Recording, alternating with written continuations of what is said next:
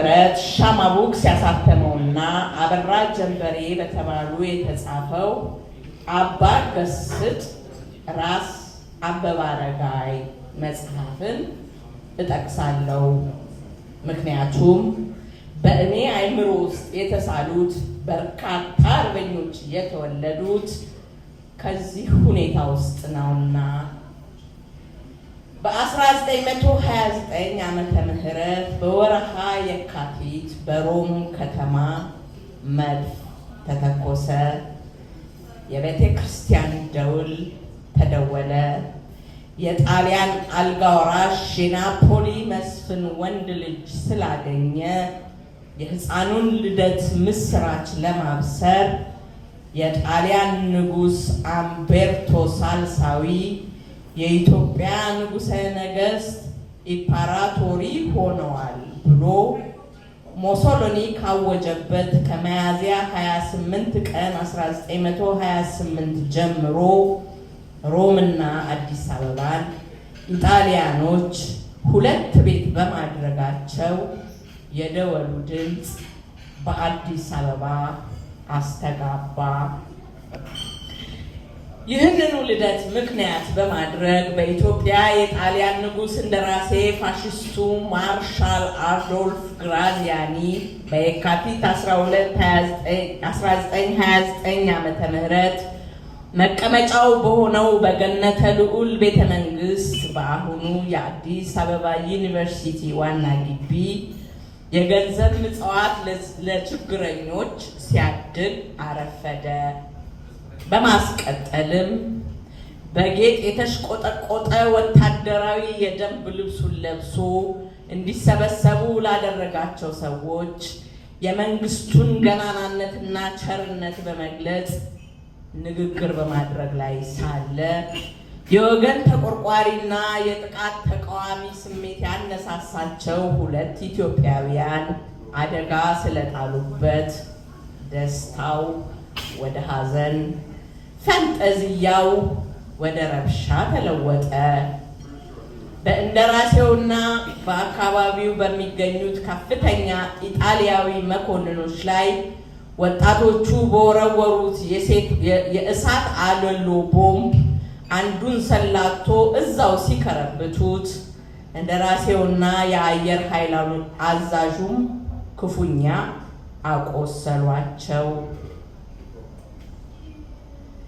የፋሽስት እጢ ዱብ ሲል በዓይናቸው አይተው ወጣቶቹ በአንድ በር ወጥተው ወደ አልታወቀ ስፍራ ሄዱ። የእነዚህ ሁለት ወጣቶች አድራጎት የፋሽስት ኢጣሊያንን ልቦና አበገነው። በገነተ ልዑል ቤተ መንግስት የተጫረው እሳተ ነበልባል በአዲስ አበባ ከተማ ተዛመተ። በአጭር ጊዜ ውስጥ በመላው ኢትዮጵያም ተቀጣጠለ። በዚህም አስተሳሰብ የኢጣሊያን ባለስልጣናት ከቤተ መንግስቱ በመጀመር በሰላም ከቤቱ የተቀመጠውን የአዲስ አበባ ነዋሪ በጥይት በአካፋና በዶማ በአጣና ጨፈጨፉት። ከፊሉን በቤቱ ውስጥ እንዳለ በእሳት አቃጠሉት። በተለይ የተማረውን ወጣት በነቂስ እያደኑ ፈጁ። መንደሩ፣ መንገዱ፣ ፈፋው፣ አደባባዩ፣ ቤተ ጸሎቱ ሁሉ የኢትዮጵያውያን ሬሳ ተነጠፈበት። በየቤቱ ዋይታ፣ ሐዘን፣ ጭንቀት ሰፈነ። አንድም መከላከያ መሳሪያ የሌለው ከቤተሰብ እየተመነጨቀ ተወስዶ ለጥይት እራት ተዳረገ። ጭፍጨፋው ሕፃን ሽማግሌ አይልም ነበር። ከሞት የተረፉትን ደግሞ ወደ ዳህላክ ኤርትራ ደሴት፣ አዚናራ፣ ናኩራ፣ ሎጎቦ ኢጣሊያ አገር፣ ደናሄ ሱማሌ በብዛት ላኳቸው። ይሄም የኢጣሊያኖች አድራጎት የኢትዮጵያውያንን ልብ አሸፈተው። ለጠላት አልገዛም እሟሟታለሁ ባዩ ተበራከተ። በቀል ተበቃይን ወለደች። ጭካኔን አፈራች። ሰላም ፈጽሞ ታጣች። በዚህ ማዕቀፍ ያሉትን አርበኞች ስናስታውስ እነ አቡነ ጴጥሮስ እነ በላይ ዘለቀ አገሩን የሚወድ ትውልድ ከዘመን ዘመን ሲዘክራቸው ይኖራሉ። ብሔራዊ አርበኞቻችን ናቸውና።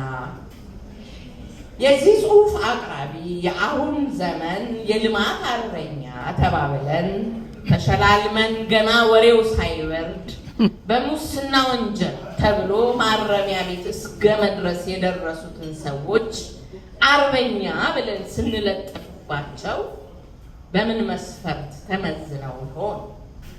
ለመሆኑ አርበኛ በምን ይመዘናል? እኔ አንድ ልበል፣ የደፈረ ሁለት ሲል ይቀጥል።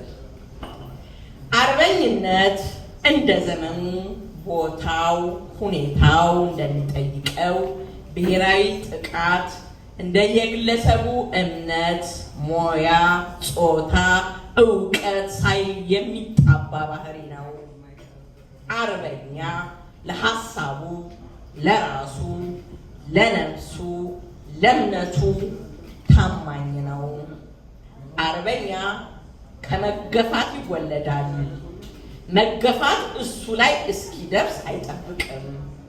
ምንም አይነት ግፍ ሲፈጸም አይቶ እንዳላየ አያልፍም።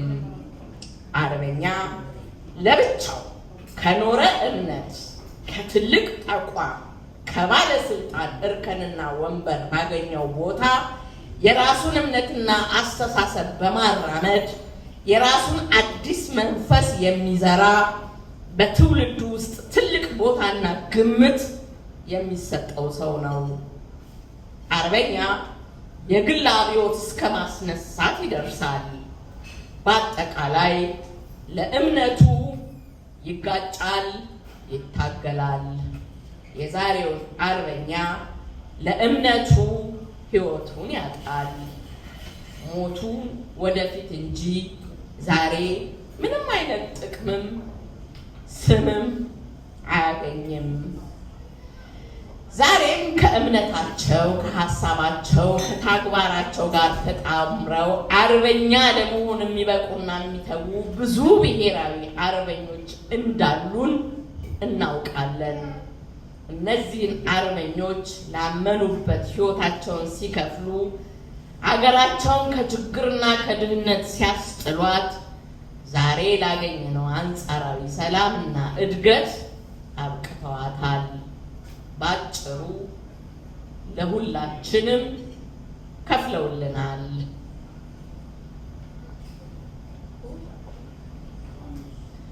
እነዚህን መሰል አርበኞች ቤተሰቦቻቸው፣ ጓደኞቻቸውና የቅርብ ወዳጆቻቸው ያውቋቸዋል። በዚህ መስፈርት ካየነው በእርግጥ ዛሬ ለየድርጅቶቻቸው ገንዘብ ስላዋጡ አርበኛ ሲባሉ አርበኛ የተባሉትም ለሕዝብና ለመንግስት ጆሮ የዘገነነ ታሪክ ባለቤት ሆነው ሲገኙ ማየትና መስማት የድሮዎቹን አርበኞች ተጋድሎ ታሪክና ማንቋሸሽና ከማናናቅ አይተናነስምና በቋንቋ ባናላግጥስ ባናጌጥስ ዛሬ እኛ አርበኛ ላልናቸውም ሆነ ለሁሉም አርበኞች ህዝቡ የተናገረውን ቅኔ ግጥም ተናግሬ ላውቃ። እዩ ተመልከቱት የእግዚአብሔርን ቸርነት ቤታችን ቁጭ ብሎ አርበኛ ሲጫወት። አመሰግናለሁ። ነገረኛ